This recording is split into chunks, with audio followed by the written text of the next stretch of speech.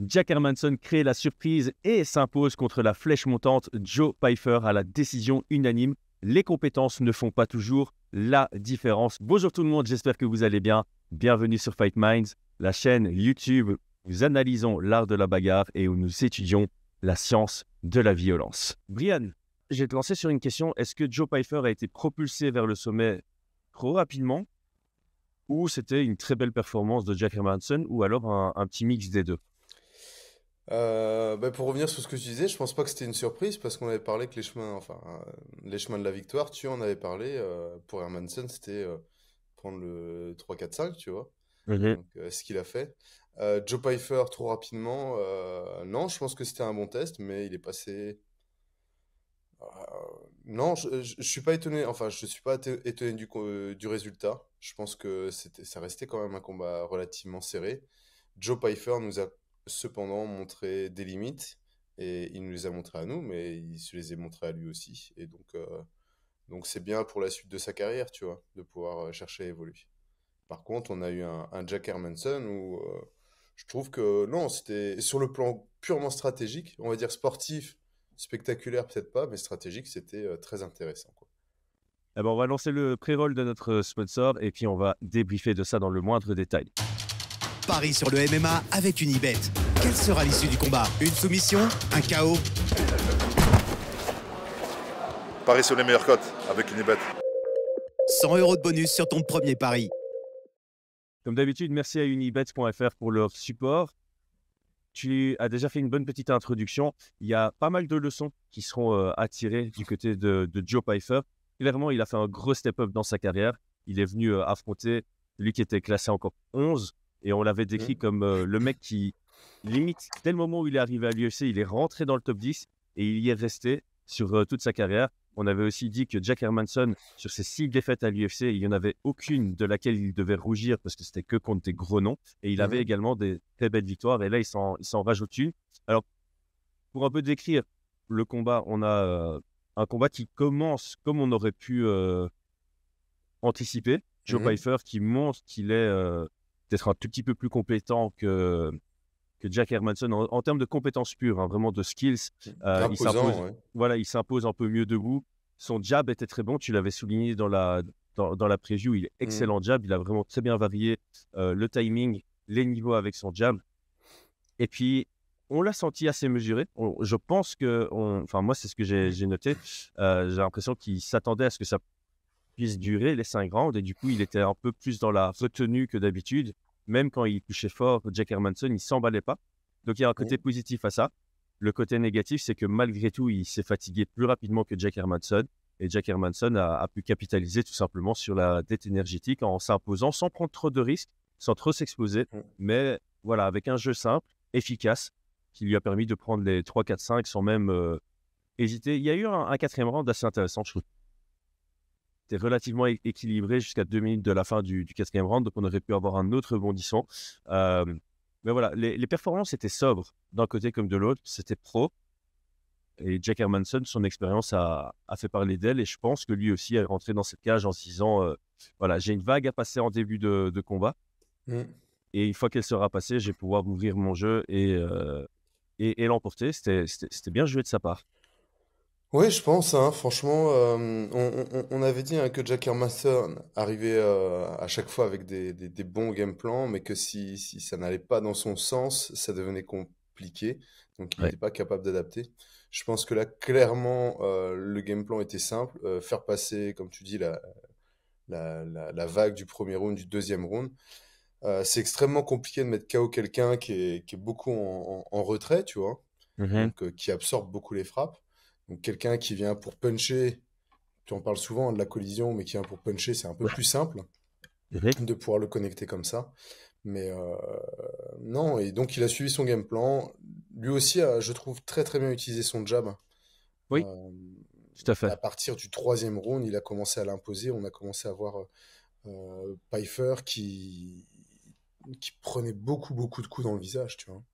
Ouais, mais juste avant qu'on commence le podcast, je regardais, il y a une réaction de Pyfer en facecam où il dit que le gros jab qu'il reçoit dans le troisième round, je pense, où il regarde vers l'arbitre comme si c'était un high poke, mais c'était Oui. vraiment un jab. Apparemment, ça lui a enlevé toute sa vision de ce côté-là. Et donc, forcément, il était plus perméable défensivement à partir de ce moment-là. Alors, quand je dis ça, évidemment, j'enlève aucun crédit à la victoire de Jack Hermanson. Hein. C'est un Ah bah vrai non. jab. Il blesse Joe Pyfer, donc ça fait partie du Ouais, sport et tout le clair. mérite lui revient. Et je te rejoins, la boxe de Jack Hermanson, une fois qu'il était plus en contrôle du combat, elle était propre. Et puis, tu en avais parlé, hein, ou on Lesquels? en avait parlé dans la preview, les calf kicks. Hein. Je Ah pense qu'on ouais. avait tous les deux dit que Joe Pyfer était sujet au low kick. Et c'est peut-être ça ma vraie déception par rapport à Joe Pyfer, c'est qu'en fait, j'ai l'impression qu'il n'a pas réellement évolué entre ses 3 premiers combats à l'UFC Non. et ce dernier, dans le sens où, on l'a souligné tous les deux, il est ultra sujet au low kick. On n'a rien vu de particulier dans son jeu pour pouvoir répondre à ça. Il a Et défendu un petit peu au début. Mais sur une défense qui... Il est parti sur des blocs. Si tu regardes bien, il a bloqué ouais, quelques calf kicks, mais... C'est c'est pour ça que tu vois, on en a parlé, hein, sur les blocs de low kick et de calf kick, c'est compliqué parce qu'il faut avoir le poids réparti un petit peu plus au centre pour lever la jambe avant. Il l'a fait une ou deux fois, mais après, voilà, hein. et sur 5 rounds, je sais même pas si c'est la Non, défense la plus non, non. judicieuse à faire, Bah, tu la vois. preuve que non, hein. Ben voilà. Ouais, la preuve que non. Surtout, enfin, je veux dire, si tu as un gars face à toi qui envoie un low kick une fois comme ça et tu bloques alors que c'est un combat Mm. sur 5 rounds, ok, mais a priori, Joe Pyfer doit savoir qu'il est sujet au low kick, il doit s'auto-analyser et se dire, ok, mes prochains Mm. adversaires vont probablement chercher à utiliser ça. On l'avait dit aussi en preview, Jack Hermanson est quelqu'un qui travaille très bien sur les 3 niveaux, Ouais, surtout c'est quand vrai. il est face à des gros punchers, donc on devait s'attendre Mm. à devoir défendre les low kicks et il n'y avait pas ça. Alors, son deuxième gros défaut qu'on avait souligné aussi dans notre podcast, c'était qu'il n'avait pas spécialement de gestion de l'espace. Il laisse le combat aller Mm. là où il va naturellement, organiquement. Il est meilleur sur son pied avant, mais il ne va pas imposer la pression, il ne va pas spécialement cadrer. Et si son adversaire le met un peu sous pression, il va accepter d'être un tout petit peu acculé à la cage et du coup moins bon. Et là aussi, je trouve qu'à partir du 3e round, il s'est trop laissé mettre à la cage. Et Mm. bon, après, il y a un côté appréciable à ça parce que moi j'en parle assez souvent, c'est des compétences invisibles, j'appelle ça, tu vois. Le cardio, c'est pas visible, c'est pas les techniques pures. Et les gens travaillent pas ça assez, je trouve. Et pourtant, c'est tellement important. On le voit, ceux qui sont capables de gérer un combat, ceux qui sont capables de gérer la direction d'un combat, ceux qui sont capables de gérer le Mm. rythme d'un combat, ils vont vite Ouais. s'imposer. Et ça, c'était une leçon. Ça, c'est vraiment une leçon dans ce combat-ci. Jack Hermanson, il a géré un peu plus la Ah direction du oui. combat, la gestion de l'espace, surtout évidemment à partir du 3e round, et ça l'a amené à la victoire. Mais de toute façon, si vous regardez la manière dont il appréhende les rounds, on voit clairement quelles sont ses intentions. Euh, Premier round, deuxième round, il rentre de manière assez mesurée. À partir du troisième round, il cherche à prendre le centre et à prendre son round, tu vois, le 3, le 4, le 5. Il y Ouais. a un autre fait de combat, c'est sa défense de takedown Ouais. et puis les ratés de takedown de Joe Pyfer. Ça Euh, faisait partie de ses forces, avoir un très très bon timing, mais là, il est parti chercher les takedowns parce qu'il prenait des jabs, ouais. il prenait trop de jabs dans le visage, et donc il n'y avait plus de timing. Et alors, pour pouvoir mettre au sol quelqu'un sans timing, on a, entre guillemets, un nouveau trou dans son jeu, tu vois. Ouais. Et six tentatives de takedown, aucune réussie. Ouais. Et par contre, de l'autre côté, Hermanson, c'est lui qui obtient son takedown, tu vois. Oui. Ouais, d'ailleurs, j'ai eu peur dans le 2e round, tu vois, parce que quand on disait en preview que quand Jack Hermanson, son game plan ne passait pas, ça devenait la dégringolade. Mhm. Dans le 2e round, il tente en takedown et tu as l'impression justement que c'est un peu le genre de takedown qui est tenté parce qu'il n'avait plus d'autres options debout. Et au Ouais. final, je crois qu'il a juste envoyé pour. Enfin, en tout cas, ça ne l'a pas démoralisé Non, dans non, son non. approche stratégique. Alors que, comme tu le dis, le problème ici de Joe Pyfer, c'est que la raison pour laquelle il a tenté des takedowns, c'est parce que ça n'allait plus pour lui debout. Mhm, Et mhm, du coup, ils mhm. étaient légèrement télégraphiés. Ils étaient un peu, comment on dit, je vais pas Et dire précipités, mais c'était vraiment genre, on voyait que ça faisait pas partie de sa stratégie A et que c'était oui, par ouais, ouais. défaut qu'il les a fait. Du coup, comme tu Mhm. l'as dit, on a un Jack Hermanson qui a pas surengager sur ses frappes. Donc, il n'y avait pas vraiment Non. d'opportunité sur de bons timings réactifs. Et Jack Hermanson, quand même quelqu'un qui a une bonne défense de lutte de manière Ouais. générale. Là, c'était réactif. Techniquement, c'était bon. Il allait chercher le underhook qui recomposait sa tête et qui Mhm, mhm. désengageait. Euh, Et puis donc, on a eu ouais. On a eu les réponses aussi, hein, donc Hermanson qui met au sol, qui se retrouve au-dessus et qui contrôle. Je sais plus quel round c'était, quatrième ou cinquième Le ça? 5, le dernier. Le dernier. Le dernier round. On avait des questions, hein, sur le sol de Joe Pyfer, s'il était en dessous. C'est On vrai. les a eu aussi et je trouvais ça très très bon de la part d'Hermanson d'exploiter ça. C'est C'est-à-dire vrai. d'obtenir un takedown, de prendre son dernier round en étant au-dessus et en contrôlant. Et non, c'était vraiment très très propre de la part de Jack Hermanson, je trouve. Et en fait, moi, c'est ça que j'aime bien, et je l'avais dit en intro de la vidéo, c'est quand tu as un peu le jeune loup contre le vétéran expérimenté, c'est beau parce que tu vas avoir de temps en temps les prouesses du jeune combattant qui a confiance en lui, qui vont rouler sur Mhm. l'expérience, et puis de temps en temps, tu as le vétéran qui va jouer de son expérience. Parce que c'est vraiment Ah comme ça que je oui, considère cette victoire, il a joué de son expérience, et je trouve ça beau. C'est comme quand tu as quelqu'un qui est tu sais, plus lent que son adversaire, mais qui va trouver un moyen de l'emporter malgré ce défi quand même ah bah. d'une Mm. qualité très importante dans les sports de combat. Ah, mais pour être honnête, moi, à partir du moitié du troisième round, j'espérais voir Hermanson, enfin, j'espérais voir Hermanson gagner dans le Mhm. sens où j'étais, entre guillemets, déçu de Joe Pyfer, tu vois. Ouais. Je me suis dit, non, là, il mérite pas de passer, tu vois. Là, ce qu'il est en train de présenter, la manière dont il est en train de combattre, il mérite pas de passer ce palier-là. Il y a encore du travail, tu vois. Mhm. Enfin, Exactement. Et justement, parce qu'en début de podcast, on a un peu introduit en disant que bah, finalement, c'est une chouette défaite pour Joe Pyfer dans le sens où il a beaucoup de leçons à tirer pour améliorer son jeu et que du coup, c'est de bon augure pour la suite de sa carrière. mhm. Au-delà d'avoir des réponses au low kick et au-delà de trouver un moyen, parce que c'est les gens vont peut-être pas comprendre, tu vois, si tu dis, OK, le mec a un mauvais jab, bah, travaille ton jab. C'est logique dans la tête des gens, c'est OK, tu vas aller à l'entraînement, tu vas travailler ton jab pour Mhm. améliorer ce manquement à ton jeu. Pour Joe Pyfer, une des grosses améliorations, c'est utiliser sa prestance dans la cage à bon escient. C'est comment se positionner, comment cadrer, etc., etc. Est-ce que, au-delà de ces deux améliorations, tu en as d'autres Mhm. que tu recommanderais? Pour Joe Pyfer? Oui, pour Joe Pyfer. Ouais. Dans les recommandations, moi, ce qui m'a manqué, c'est feintes. Je trouvais qu'il me manquait un peu de feinte, tu vois. Le travail de feinte manquait. On en a parlé, hein, de pouvoir bien se placer aussi dans la cage. Ça manquait.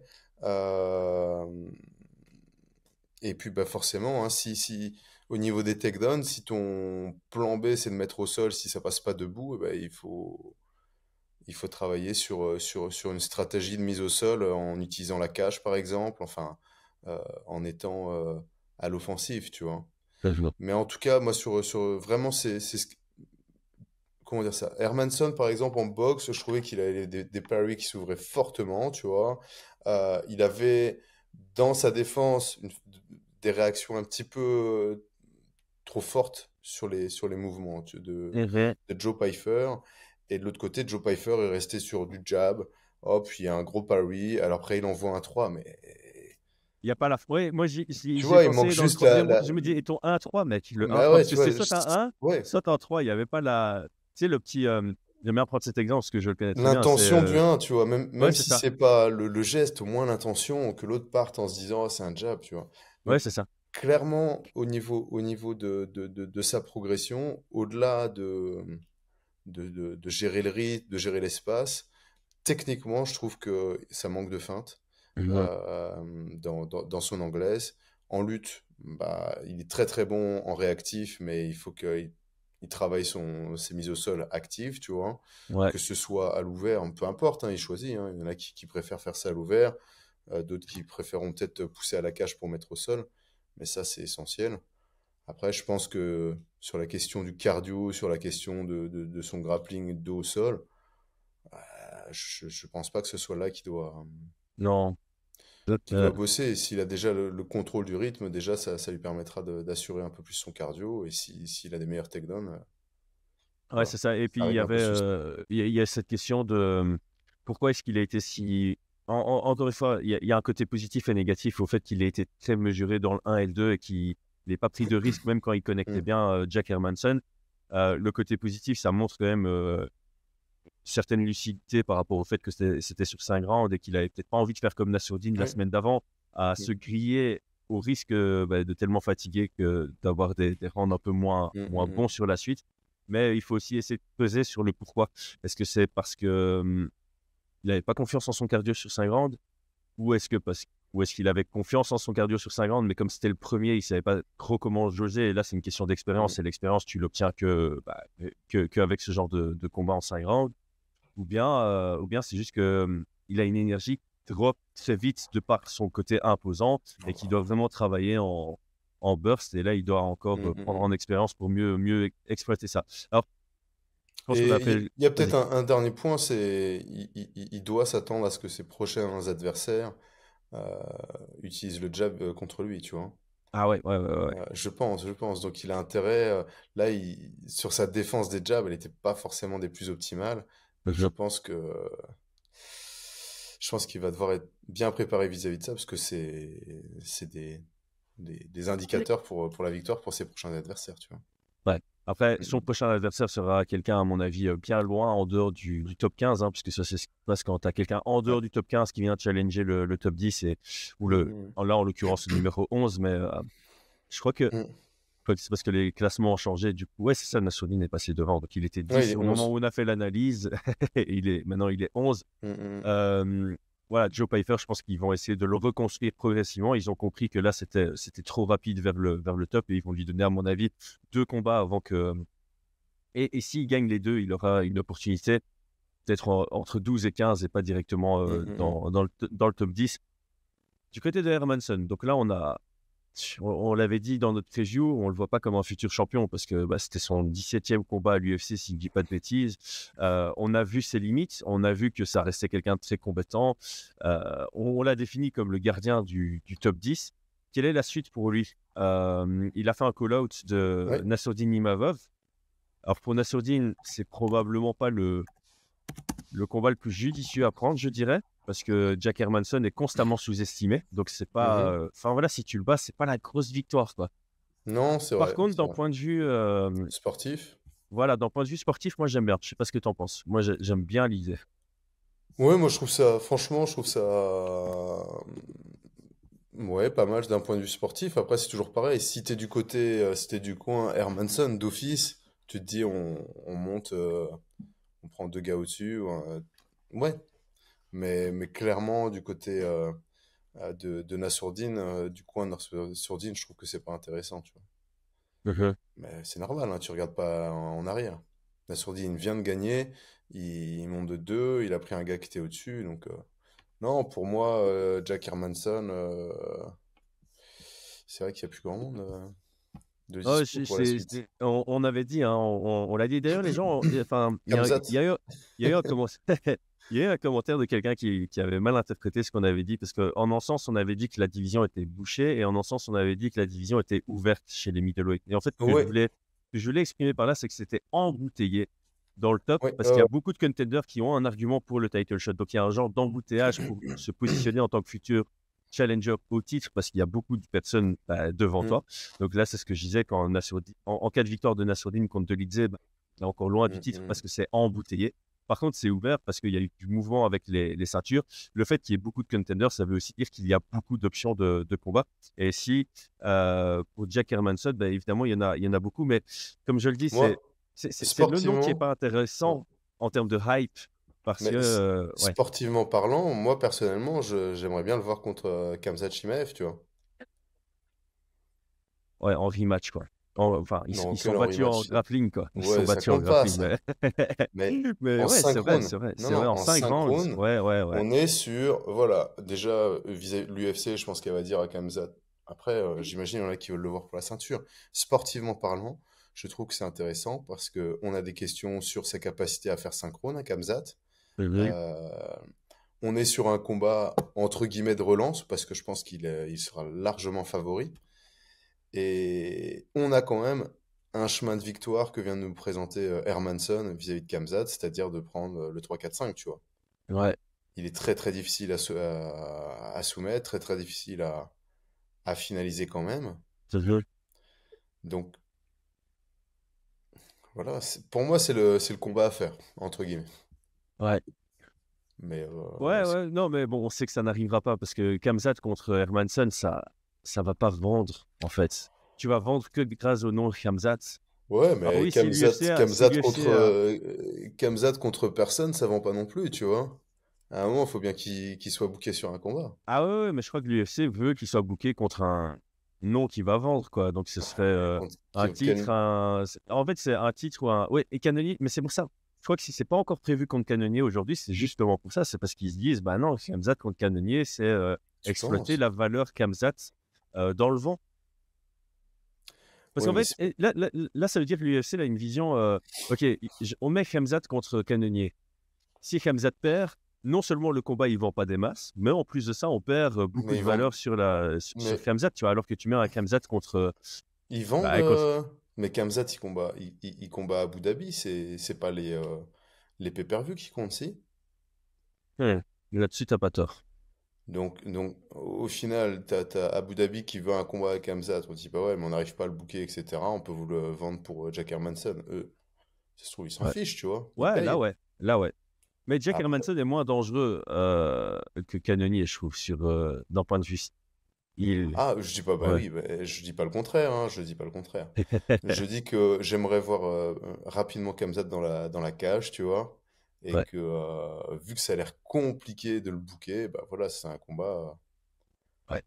Attends, Ouais, non, là-dessus, je suis d'accord. Sur le plan sportif, je suis court, mais j'ai du mal vraiment à voir l'UFC faire ce choix-là. J'espère ouais. me tromper, mais bon, sinon, ouais, parce que sinon, Jack Après, Hermanson on est un l'a eu peu. contre Kevin Holland, hein, il faut pas oublier, hein. Donc, c'est pas un combat. Kevin Holland, ça avait aucun sens, tu vois. Bah oui, mais c'est parce que c'était Non, à 12 heures. Ça a été organisé à 12 heures de j'entends bien. l'événement. J'entends bien, mais c'était un non-sens. Contre Diaz, c'était un non-sens aussi, tu Ah oui, vois. mais ouais, Diaz, là par contre, tu sais que c'était un coup de l'UFC, son monopole, Monopson, etc. Tu vois, c'est un coup de PUTE envers Ned Diaz. Si tu veux sortir du contrat, tiens, prends Khamzat. Bah, Et puis peut-être qu'ils Khamzat, vont tu le vouloir faire déconnes tout, un tu vois. coup de PUTE, tu vois, à Shimaev en lui disant, ah ouais, tu veux pas nos conditions, Peut-être, Shimaev? Bah écoute, on te donne Hermanson, là. peut-être. Mais Combat alors, il doit piège, faire c'est un ça avant combat. le recours collectif du mois Ouais, d'avril, quoi. ouais. Donc, effectivement, comme tu l'as dit, il faut faut se dépêcher là. Donc t'espères que ça soit contre Canonnier, ça? Khamzat? Non, Ah oui, ouais, on est en train de digresser sur Khamzat. Parce ouais, que, non, Khamzat, j'ai pas vraiment, honnêtement, moi, j'ai vraiment un truc, hein. Moi la hype, elle part avec, avec le temps. j'ai pas envie de dire avec le temps, mais avec allez, on va faire ça, on va faire, à force d'en parler et que rien ne se Hmm, passe, hmm, c'est, ça me frustre plus qu'autre chose. Et à partir du moment où je lève les yeux au ciel et je dis, ok, tu sais quoi, même s'il y a une vraie annonce, je suis plus motivé. Tu vois, si tu m'annonces hmm, Conor McGregor contre Chandler à l'UFC 300, eh ben, pour moi, ce serait une déception. hmm. Et enfin, je peux pas le Oui, prouver, je vois. mais en gros, John, il a voulu me faire une blague il y a 2 semaines. Il y a 2 semaines, il m'appelle en mode tout excité. Ouais, Dana White vient d'annoncer le main event de l'UFC 300, c'est Michael Chandler contre Conor McGregor. Mec, il y a eu un blanc, j'ai dit, t'es sérieux? Putain, c'est trop nul et tout.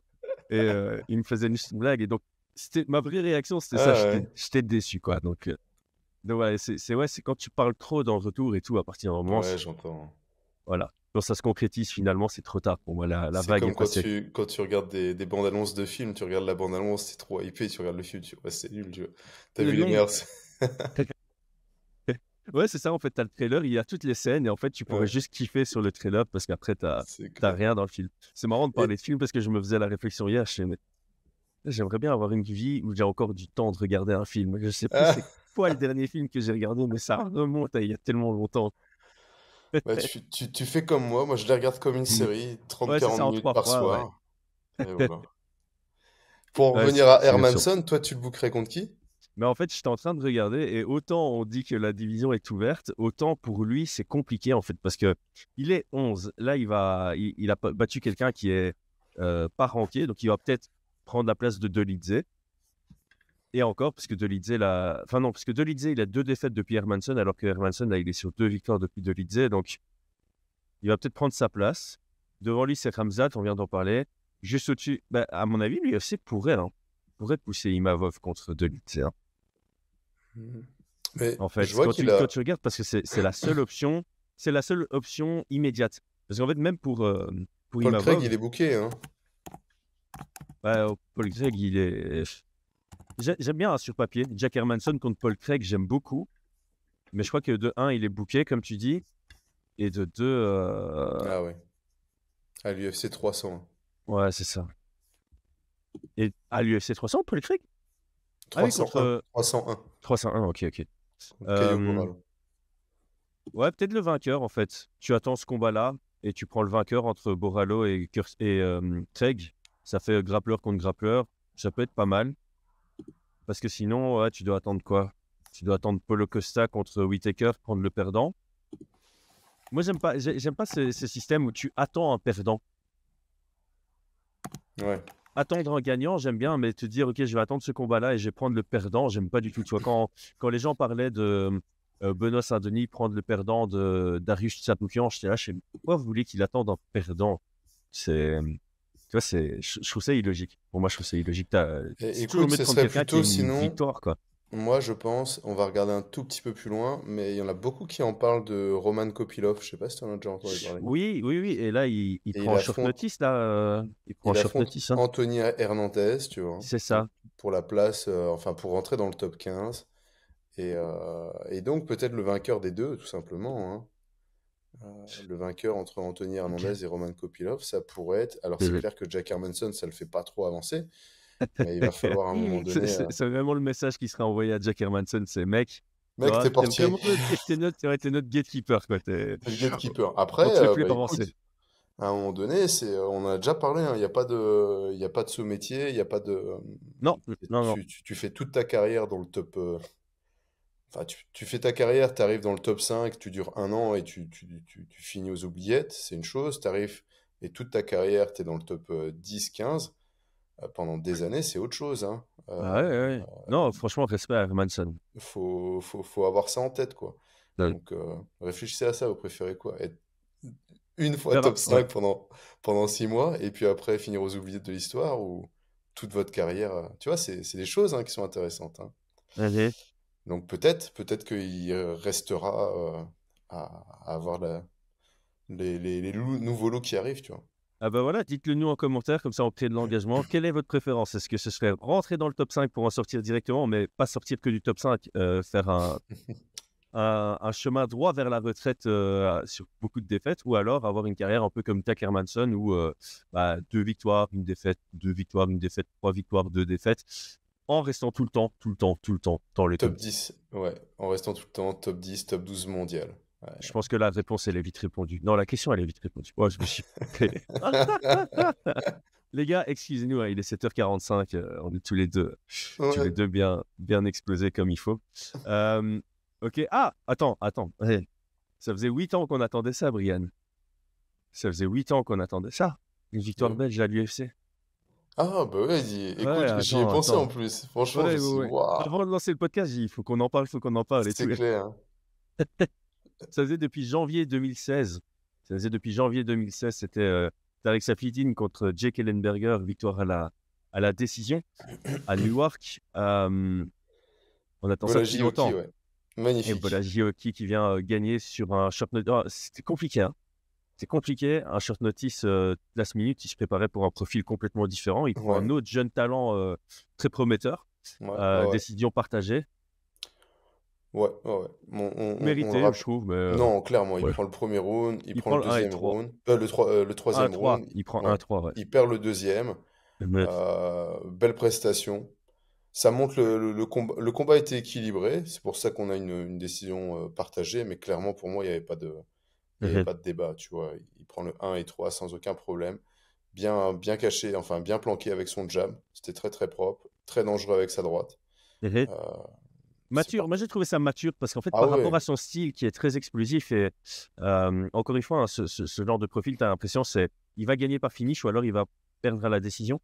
Et là, il a montré qu'il était capable de gagner sur 15 minutes en prenant le dernier round. Donc, malgré son style un peu explosif, agressif de base, il est capable de gérer un combat et d'aller l'emporter à la décision. Donc, c'est vraiment de bonne augure pour la suite. En plus, il est jeune. L'interview qu'on a faite de lui, je le trouve déterminé. Confiant en lui et sont des bons éléments. En plus, j'ai des échos de personnes qui tournent là où il tourne forcément et il y a une vraie progression. C'est quelqu'un qui progresse de jour en jour. Ah, je pense, hein, il a toujours progressé, je pense. Et je pense qu'un combat comme ça, c'est une victoire, mais c'est aussi plein d'axes de progression pour lui. Mhm. Et je pense qu'au fur et à mesure, on va le voir monter en puissance. Donc, Ouais. félicitations, Bolaji, c'était un super combat. Moi, j'ai beaucoup aimé. Même si, enfin voilà, tu vois, techniquement, stratégiquement, c'était magnifique. Ouais. Mm, mm, mm. C'est tout l'inverse de l'octagone d'hier. Je suis en train de me fâcher, là. J'ai commenté, ça n'a pas été. Je suis fatigué.